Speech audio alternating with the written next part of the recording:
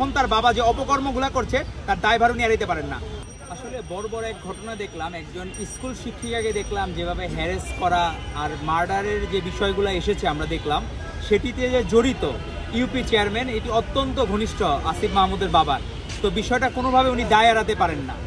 উনি বাবার মানে পুত্রের কোনো বিষয় হইলে যেমন আমরা বাবাকে ব্লেম দিই, সেরকম যদি কোনো উপদেষ্টার পিতা যদি এরকম অন্যায় করে তার ব্লেম ও দায়ভারও সেই উপদেষ্টার কাঁধে নিতে হবে। কারণ উনি নিজে যদি তার পিতাকে কন্ট্রোল না করতে পারেন, উনি অযোগ্য বলে বিবেচিত হবেন এই উপদেষ্টা হওয়ার জন্য। তো আমরা দাবি করব যত দ্রুত উনি লাগাম টেনে ধরবেন তার বাবার অন্যায় কাজের, তত দ্রুত তার জন্য সুবিধা হবে। এই দেশের মানুষ আসিফ মাহমুদ সজীব ভুঁইয়াকে দেখেছিল একজন বীর হিসেবে, আমাদের ছাত্রদলের সাথে কাঁধে কাঁধ মিলিয়ে উনি আন্দোলন সংগ্রাম করেছেন।